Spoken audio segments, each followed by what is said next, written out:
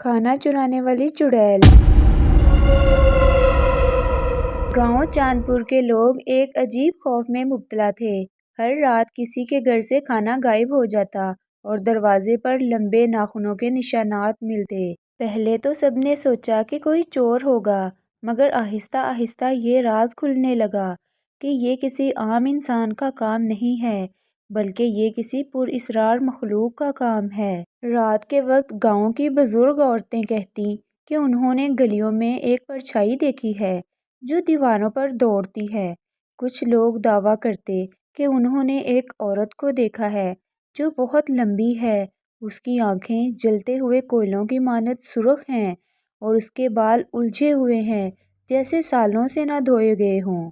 یہ چڑیل ہے، بزرگوں نے اعلان کیا، یہ کھانے کی خوشبو پر آتی ہے، جو بھی رات کو کھانے کی چیز باہر رکھے گا وہ اسے لے جائے گی۔ اسی گاؤں میں رینکو نام کا ایک بچہ رہتا تھا جو بہت بہادر تھا اور وہ اس کہانی پر ہنستا تھا کہ یہ سب کہانیاں ہیں، چڑیلیں کہاں ہوتی ہیں۔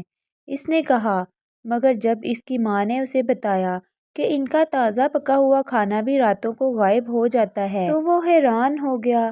اس نے فیصلہ کیا کہ آج رات وہ جاگے گا اور دیکھے گا کہ اصل میں ہو کیا رہا ہے۔ جب رات ہو گئی تو رینکو نے صحن میں تازہ کھانے کی پلیٹ رکھ دی اور خود ایک درخت کے پیچھے چھپ کر دیکھنے لگا۔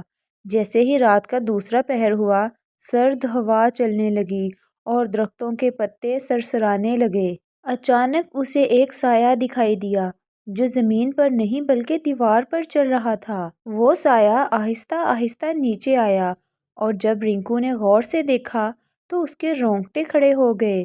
وہ ایک بدصورت چڑیل تھی جس کے ہاتھ بہت لمبے تھے اور ناخن نوکیلے تھے۔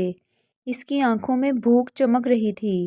اس نے کھانے کی پلیٹ اٹھائی اور تیزی سے کھانا شروع کر دیا جیسے مہینوں سے بھوکی ہو۔ اسے دیکھ کر پہلے تو رینکو بہت ڈر گیا، پھر اس نے ہمت کر کے وہاں پر پڑا ہوا ایک پتھر اٹھایا اور چڑیل کی طرف پھینک دیا۔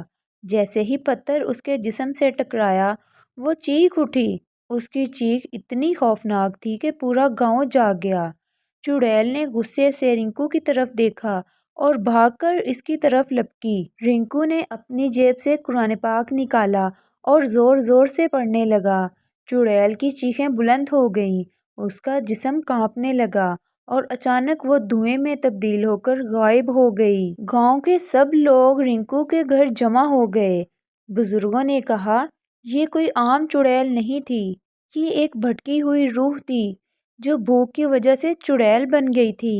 اب یہ واپس نہیں آئے گی۔ اس دن کے بعد گاؤں میں کھانا چوری ہونے کا واقعہ کبھی پیش نہیں آیا، مگر آج بھی لوگ رات کے وقت اپنے گھروں کے دروازے اچھی طرح بند کر لیتے ہیں کیونکہ انہیں ڈر ہے کہ شاید وہ چڑیل پھر نہ واپس آ جائے۔